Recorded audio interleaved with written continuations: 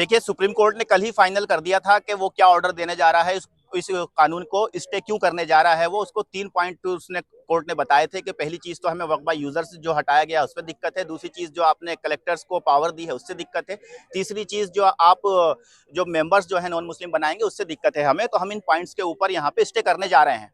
तो वही चीज हमें एक दिन का टाइम लेकर के सोलिसिटर जनरल ने एक दिन का टाइम लेके गवर्नमेंट से बात की होगी, मैनेज किया इस चीज को और आके कोर्ट में आज ये कहा कि जिस चीज को लेकर के कोर्ट स्टे करने जा रहा था वो चीजें हम हटाने को तैयार हैं। वो हम चीजों पे हमें अपना स्टेटमेंट देते हैं कि ये तीनों ही चीजें हम नहीं करेंगे।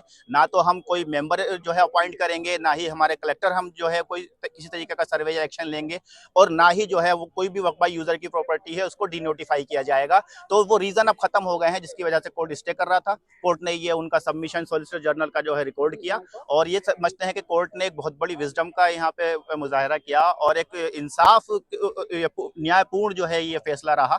और अभी 1 हफ्ते का टाइम जो है सुप्रीम कोर्ट ने दिया है सॉलिसिटर जनरल को, स्टेट को, यूनियन ऑफ इंडिया को, कि वो अपना एफिडेविट इसमें सबमिट करें। तो सरकार को माना जाए झटका लगा है इस मामले में? बिल्कुल, सरकार को बहुत जबरदस्त झटका लगा है क्योंकि जिस तरीके का ये कानून था ये संविधान को झटका दे रहा था। तो सुप्रीम कोर्ट तो ये चीज बर्दाश्त नहीं कर सकता क्योंकि he is the custodian of the supreme constitution.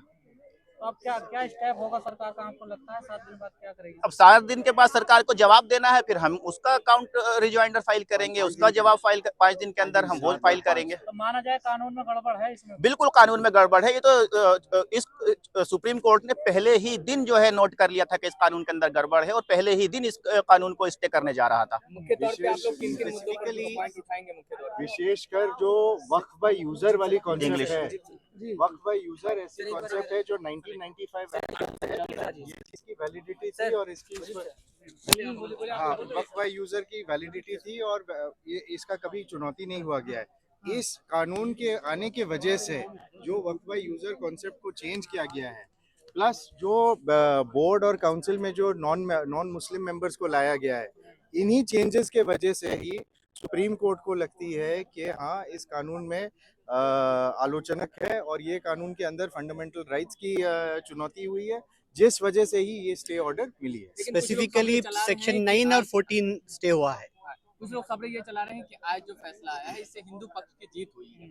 अभी कुछ एडवोकेट बोल रहे हैं इसमें जीत होगी तो भारत की जीत होगी, अगर मैं कह दूं, लेकिन कानून की जीत होनी चाहिए। आप किसी का जहाँ पे आपके फंडामेंटल राइट्स है टू योर ओन रिलीजन, जो कोर्ट कल भी जो कोर्ट ने ये बात अर्ज की कि जहाँ पर मान लीजिए अगर कोई हिंदू मठ है, हिंदू कमेटी है, तो ऐसा तो नहीं है कि उसमें कोई गैर हिंदू जाकर के उसमें मेंबर बन सकती है, क्योंकि कुछ नियम कानून है, कुछ नियम अधिकार है, कुछ चीजें हैं जो उस पर्टिकुलर रिलीजियस कम्युनिटी की होती है, तो उसको ना ही इंटरफियर करे, ना ही दखल अंदाजी करे, वो ज्यादा बेहतर है। क्या मुसलमान पक्ष को मुतमईन होना चाहिए और मुसलमान जो लोग हैं जो वक्त की लड़ाई लड़ रहे हैं, क्या उनको खुश होना चाहिए इस स्टे से? बिल्कुल फिल वक्त तक मुतमईन है हम लोग।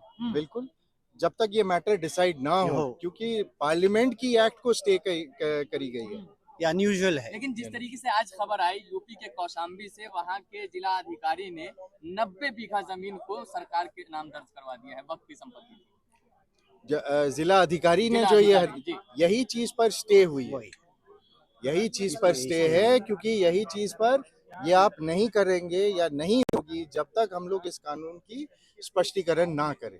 तो क्या लगता है अगर इस पे स्टे नहीं लगता तो इस तरीके की और भी जमीन हड़पी जाती है? बिल्कुल, क्योंकि नोटिफाई हो चुकी है और उस नोटिफिकेशन के नियम और अधिनियम के तहत डिप्यूटी कलेक्टर इसको लेकर के प्रोसीडिंग्स कर सकते हैं हर डिस्ट्रिक्ट में। आगे क्या स्टेप होने वाला है? आगे स्टेप डिटेल सुनवाई होगी। आगे स्टेप ये है कि प्रोविजन बाय प्रोविजन एग्जामिन होगी, जो सारे कानून सही नहीं है उन पे सवाल प्रश्न चिन्ह उठाए जाएंगे और उसी पर ही विचार विमर्श होगी। लेकिन बार बार एक सवाल उठते हैं ना कि कागज तो दिखाना होगा, अगर आपकी ये जमीन है, आपके कागज 300 साल का कागज कैसा दिखा सकते हैं? 300 साल 400 साल का जो कागज है, अब जामा मस्जिद है 300-400 साल की है, वो जो वक्फ किया था उसका कोई डॉक्यूमेंट नहीं होगा ना, तो यही पूछ रहे हैं ये लोग। तो इसका प्रेमा फेसी केस जो है, इसीलिए तो जो है इंटरिम ऑर्डर मिला है। तो कह रहे हैं कि वक्फ ऐसे करके कितनी ऐसी जमीनें हैं जो हड़प करके बैठा हुआ है। ये पूरे देश में कभी कोई जमीन हड़पा नहीं है। वक्त में वक्फ कभी जो है जमीन दी हड़पा गई, नहीं जाता है, वक्त तो दी जाती है।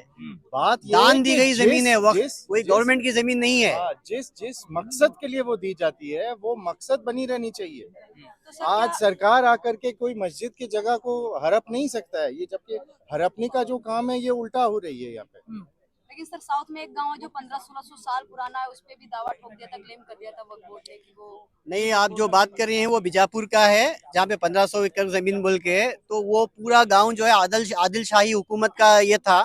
तो हर 50 मीटर में जो है एक मस्जिद, एक इमाम बाड़ा जो है, एक दरगाह है उधर। तो उसकी लगी हुई जमीन तो वक्फ की हो सकती है। तो ये बीजेपी वालों ने जो है ये खामखाई से हवा दे के जो है पॉलिटिसाइज करने की कोशिश की। इसका पूरा गेजेट नोटिफाइड प्रॉपर्टी है ये वक्फ में, ये तो इसका जो गलत हो ही नहीं सकता। तो क्या जिस तरीके से जो आंदोलन करने की बात कही जा रही थी, तो आप मुसलमानों को क्या करना चाहिए? क्या सड़कों पे आना चाहिए या फिर ये इंतजार कानून कानून अल्टीमेट रिकॉर्ड दी जुडिशियरी, समझ, हमें जुडिशियरी पर भरोसा है। इससे जो है हमें उम्मीद है कि हमें जस्टिस मिलेगा। सर बंगाल में मुर्शिदाबाद की जो हिंसा हुई उसको लेके आप क्या कहना चाहेंगे? उसको लेकर के सुप्रीम कोर्ट ने तो कल ही प्रतिक्रिया दी है उस पे कि ऐसे चीजों को ना करे। हमें सब लोग एकजुट होकर के सब्र के साथ कोर्ट के फैसला का इंतजार करना चाहिए।